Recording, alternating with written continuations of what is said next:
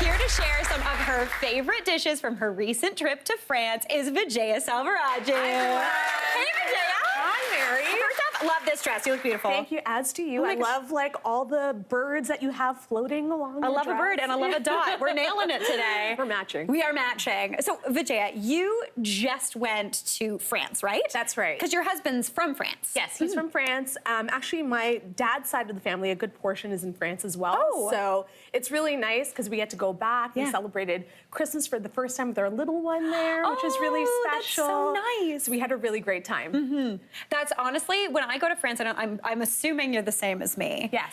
It's sure it's about seeing people, but it's mainly about the food. Oh, Let's be 100%. honest. Yeah. So how was it when you were bopping around? Let's take a look at. Oh my goodness, so much butter and pork and cheese. You know. The three main food groups. Yeah, you feel like it's coming out of your veins at some point in time, right?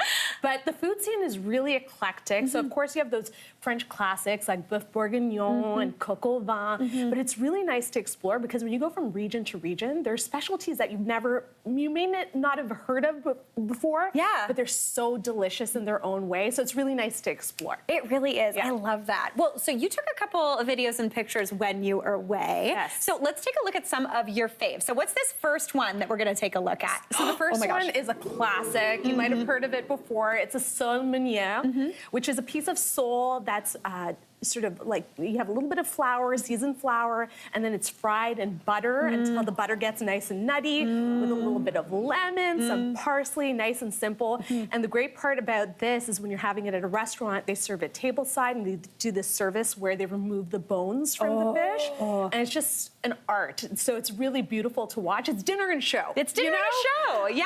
It's like you get a show with the price of the entree. Yeah, it's so fun. And also, you don't have to do the work of looking for the bones. I really like that energy. Yeah, you know, nice and easy. We want to take it easy when we're on vacation, right? It's very true. Yeah. And I think that a lot of times, if you've maybe not been to France a lot or aren't used to like French cooking, you think it's really complicated. You think there's lots of ingredients. But sole meunière, it's basically like 5 ingredients, and it's one of the most delicious flavors. Yes, it's so, French food is so sophisticated, but I feel when it comes down to it, it's about the quality of your ingredients. You can use a handful and end up with the most beautiful, sophisticated tasting dish, which is really nice. It's true. And the main secret? Just put more butter on it, and you're good to go. That's it.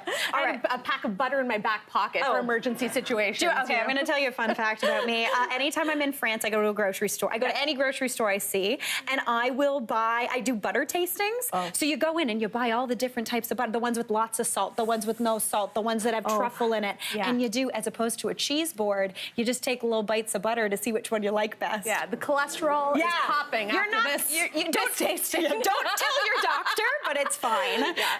Now, no trip to France is complete without one of our favorites, crepes. Yes, which you've made on the show before too. We love crepes, and the great thing about crepes in France is that you can get both sweet and savory versions. So you can start off your meal with a savory version. This one is a buckwheat galette. So it's made with buckwheat flour, which has a nice nutty flavor, has some cheese, egg, some mushroom cream in there, as well as ham. Yummo. Yeah.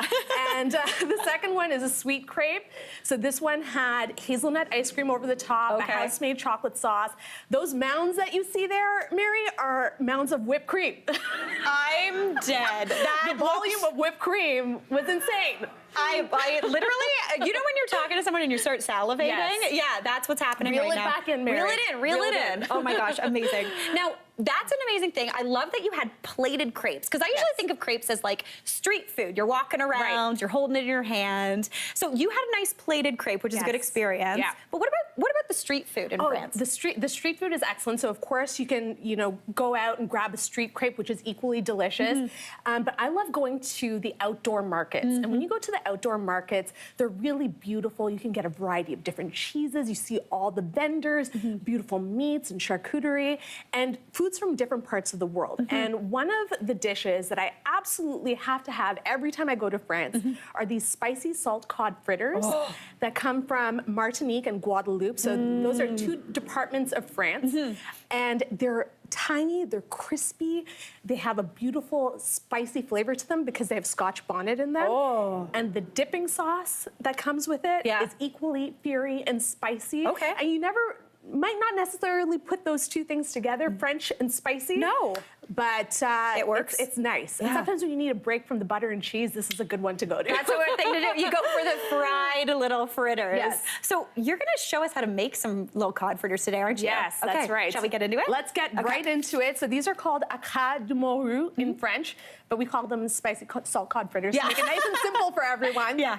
And we're gonna start off with our flavor base. Okay. So Mary, if you wanna help me out. For sure. So we're gonna add some parsley to a mini food processor. Perfect. As well as some green onions. Oh, it's nice and fresh. And one of my favorite chili peppers in the entire world is the scotch bonnet, because it has this beautiful fruity flavor, Yeah. but it packs a lot of heat as well. So how much of this am I going to put in A there? whole scotch The bonnet. whole. The whole. Okay, let's do We're this we're thing. getting a few nods. You can go in with half if you want, or if you find that it's maybe too spicy for you, remove the seeds and the ribs, Yeah. and then you're good to go. And you want to pulse this until it's quite fine. So let's see. There we go. Yeah. It works quick. It works really nicely. Anytime I use this baby at home, my husband's like, "You're using the screaming machine again." And then you can see it's really finely chopped, and this is going to incorporate into the batter really well. Can you smell that? Yeah, I can. I didn't Yeah. get too close just You can in case the smell that spice. heat. Yeah. Yeah. All right. And then the next thing that we're going to talk about is the salt cod. So salt cod's really interesting. If you go to a grocery store, you can find it in the seafood section. It usually comes sealed in a pouch. Yeah. And it's just a way to conserve cod. Yes. And it's used in many different cuisines, in Portuguese cuisine as Yeah. well. And I know you're a big fan of salt cod. I love salt cod. It's also like a real East Coast thing. Yeah. When you see it at the grocery store, you think that's not food because it's dry, but it is Yeah. so good. Yes, Yeah. yes, and it's so versatile. So what you want to do with the cod is just put it in a bowl, cover it in a bit of cold water, and let it sit overnight. So this is one of those like set it and forget it kind of deals. Yeah.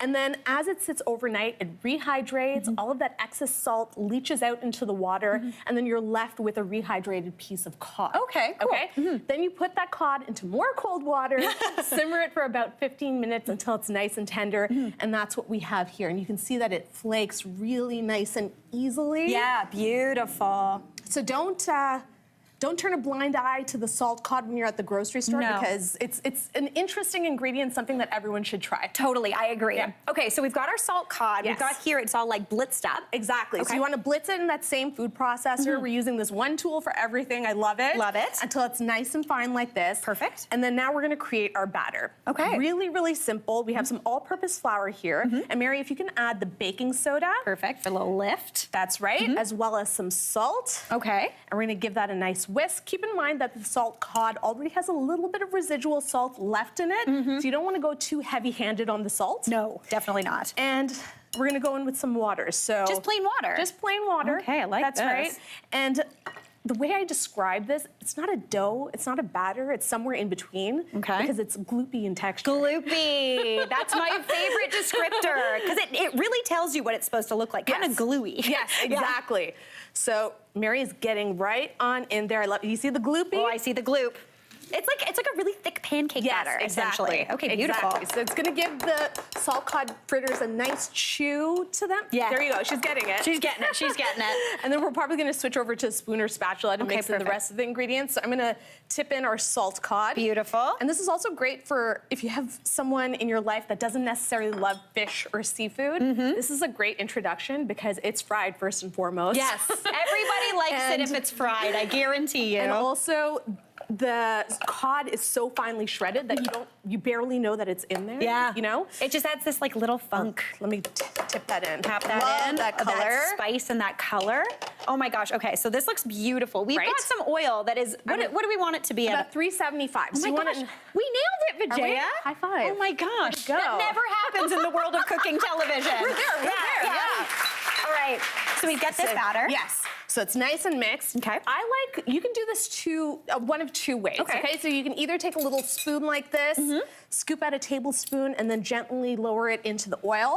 My favorite way, and we have two today, which is really exciting. Yes. Is with a mini ice cream scoop. So Yes. you use it around the holidays to make your cookies, Yeah. and then coming into the new year, we're using them to scoop out some Fish donuts. Yeah.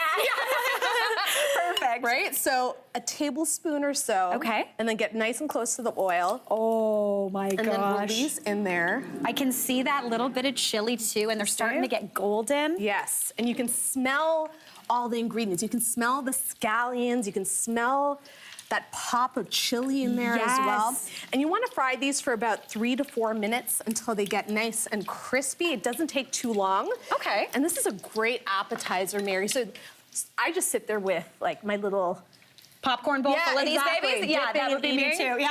And speaking of which, dipping, I want to make this dipping sauce for you, which is called sauce chien, Sauce chien. which means dog sauce. Dog sauce. Does it not sound better when you say sauce chien? Oh, very much so. Very much so. Much more appetizing. Definitely. So we're sort of mimicking the flavors in the actual fritters. Okay. So into this bowl we use the same food processor. We have some white onion, a little bit of parsley, green onion, as well as habanero or scotch bonnet that we pulverize until it's nice and like sort of fine.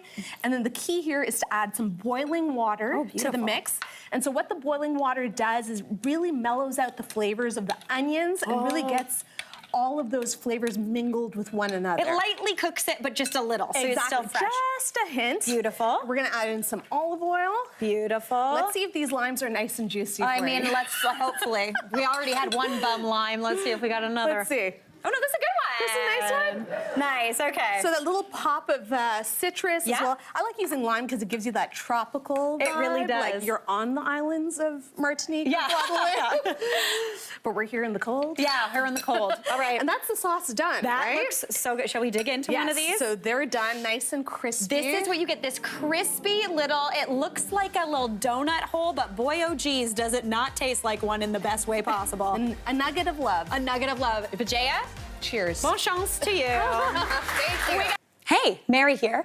What did you think? Drop your comments below and don't forget to like and subscribe for more of the good stuff.